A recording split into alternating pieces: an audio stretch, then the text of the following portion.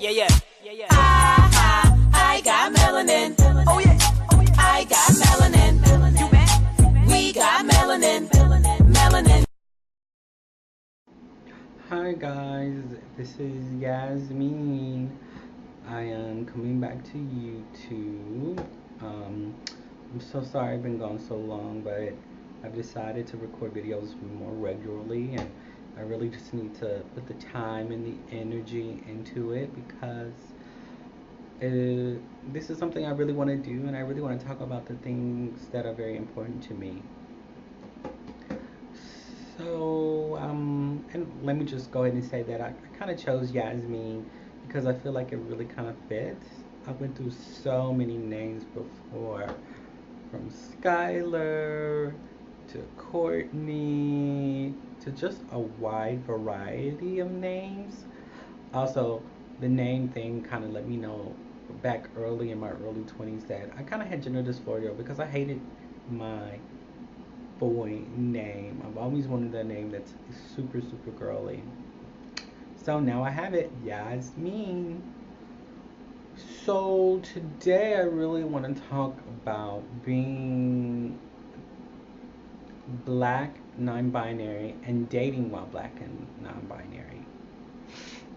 So dating while non-binary to me has been incredibly difficult because the typical cisgender person has never heard of the term non-binary, let alone what a non-binary gender identity is, and B, even when they do find out about it and what it is, they have a difficult time treating, not treating you like the sex you are or the gender that you were born as or were assigned at birth, and C,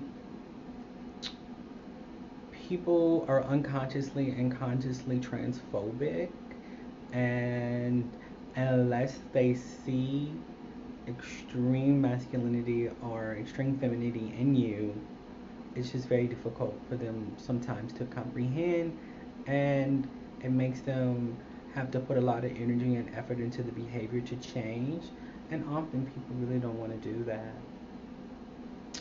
So, a background, I live in Atlanta, Georgia. It's the black gay mecca. I've been here on and off since 2002, and I have went on a lot of dates with a lot of guys. So typically nowadays, like on Tinder or on other dating apps, when I meet a guy, I describe myself as very feminine to try to give them a little bit of a break in or a way to kind of slightly ease into the fact that I'm non binary or I'm gender non conforming. I think for me, it makes dating very difficult because I am pre hormone replacement therapy. Yeah, guys, I got my prescription for estrogen, a low dose of estrogen, but I'm waiting to start taking it until I get my, what is it called? Sperm collected because I really want to have children, and I've seen so many non binary and trans women regret taking estrogen before they collected their sperm. So I'm really waiting on that. So really soon, I hope to start HRT to start getting some of those feminizing effects. But again, back to what I was saying, I kind of ease into it, my non-binary gender identity with guys by telling them that I'm very effeminate. And because a lot of cisgender queer or cisgender gay black men, and I say that because that's who I primarily date, because they think in a lot of dichotomous terms of masculine and feminine, they hear feminine male, oh, you're just a bitch, oh, you're just a woman. So they kind of automatically, in a sense, treat you like a woman or have expectations that you are going to be like a woman or act like a woman. For me, part of me is like, okay. Part of me is like, okay, well, I guess works out because I'm on the trans feminine spectrum of non-binary, borderline demi girl. So that I kind of like, but for most black queer or black gay men, they don't really like that. You know, if they do accept that I identify as a feminine person, they really often want to police my femininity. They want to police my masculinity and my femininity. Do you wear makeup? Do you wear girls' clothes?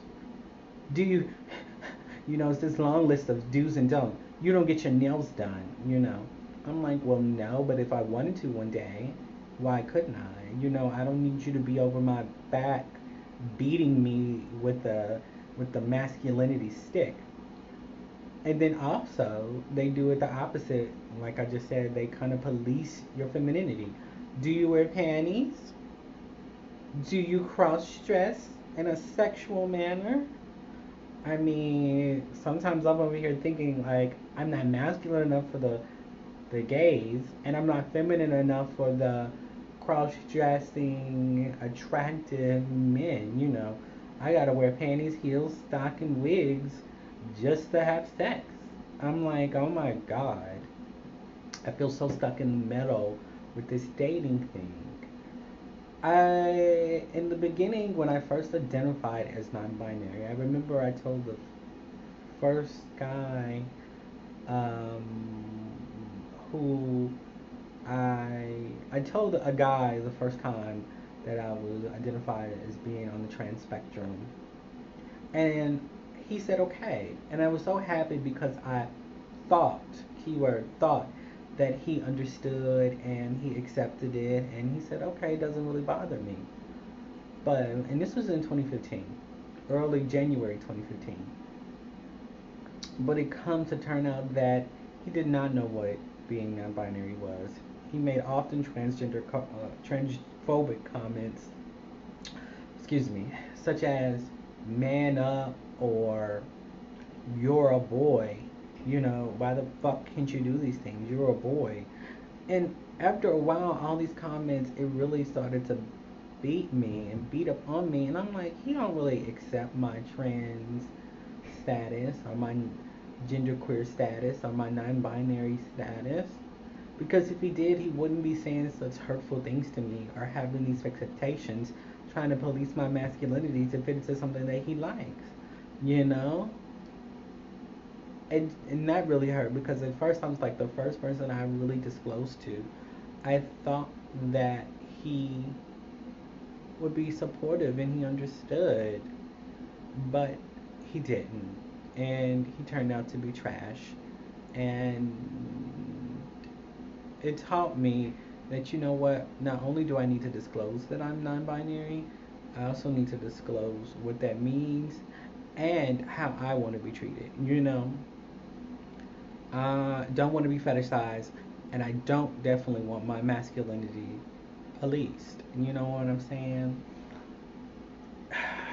It can just be so hard dating because we're so new. I see a therapist, and I told my therapist this, and my therapist said, "You know what, Yasmin, you are a new part of society.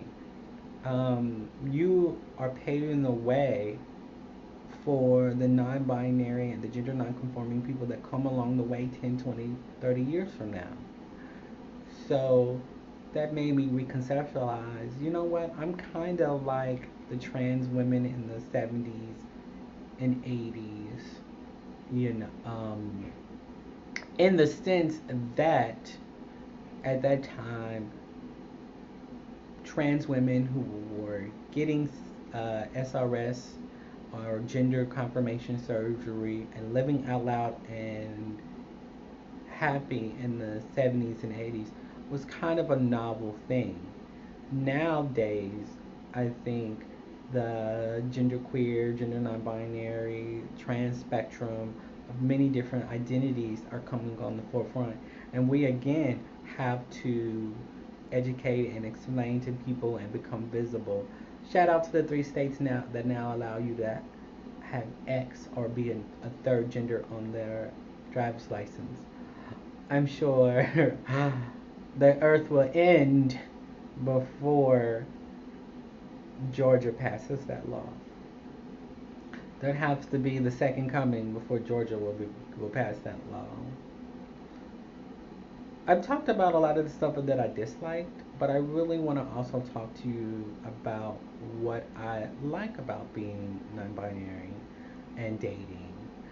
I like that I get to tell guys how to treat me, meaning very explicitly, this is how I want to be treated. Um, and this is what my expectations are of you about how not to police my masculinity. And sometimes it really works, you know. I think it allows me to form the relationship in my head of my dreams of how I want to be treated.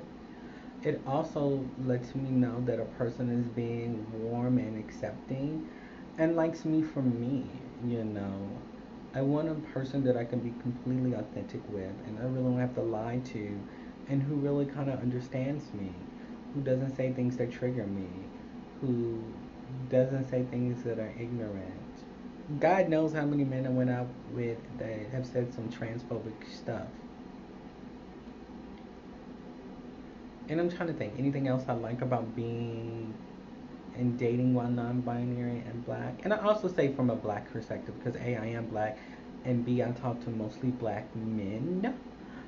So I think within the black culture, the toxic masculinity and the hyper masculinity make things a lot more difficult. The expectations of how to be manly to cisgender gay men is extreme in my opinion.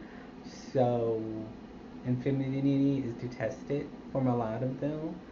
That's why I say to my friends all the time, I'm not gonna end up with a gay man because A, I'm not a gay man. So I just like the fact that I could be a feminine as I want. And I'm also reprogramming my mind from that toxic masculinity, allowing myself to be more feminine like I really want to be, you know? And it's taking time, but I'm on that journey and I'm really happy about it. The thing that I want to really convey to you guys about being non binary and dating is that be unapologetically authentic and do not need them to validate your gender identity. Now, it's something we want. I love it when men validate my gender identity, but I have to realize that I don't need it because when I don't get it, I don't want to fall apart. I want to say, fuck you when the guys are like, you're mentally ill or you're crazy. Fuck you.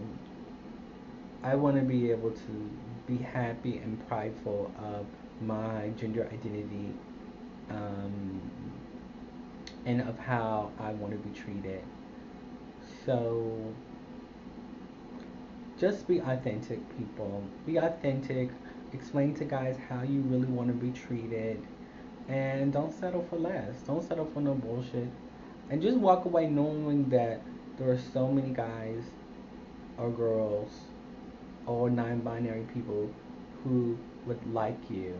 That is a thought I really had to get out of my head with, oh my God, when I take hormones, when I live openly, authentically as a genderqueer, non-binary, demi girl slash trans feminine slash AMAB slash um, feminine of center slash all the other things I could label myself, it felt good. It feels good when people actually like you for you. So, alright, guys, thank you for watching. If there's any topic you want to talk about, please suggest it below. Please rate, comment, and subscribe. I really want to build up my YouTube fan base. I really want to get the message out there about being non-binary, coming from an African American experience, still coping with it, and be a support for all you guys. Thanks again. Love you. I'm also trying to come up with a catchphrase, you know. So if anybody got any suggestions, please let me know. maybe like the Yasmin Yas. I know that sounds so corny to me. But thank you guys. Talk to you later.